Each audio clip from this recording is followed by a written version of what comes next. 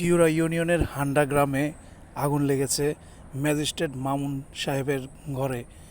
তাদের ঘরে ঠিক দুপুরবেলা এই আগুনটি লাগে। সম্ভবত কারেন্টের কারণে এই আগুনটি লাগে। তো সাথে সাথে দেখতে পাচ্ছেন ফায়ার সার্ভিস চলে এসেছে। রাস্তার কিছু সমস্যার কারণে ফায়ার সার্ভিস একটু আসতে দেরি হয়েছে, তারপরও তারা অক্লান্ত পরিশ্রম করে যাচ্ছে আগুন নেভানোর জন্য। ঘরের ভিতরে সব কিছু পুড়ে একদম ছাই হয়ে গেছে, কিচ্ছু নাই। দেখতে পাচ্ছেন আপনারা ভিডিওতে। অবশ্যই গ্রামের মানুষ সবাই শত চেষ্টা করতেছে, এসেছে সবাই দেখার জন্য।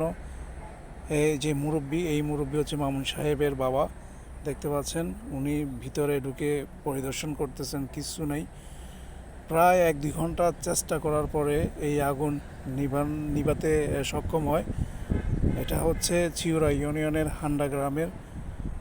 ভিডিওটা অবশ্যই ভালো লাগলে আপনারা শেয়ার করে দিবেন।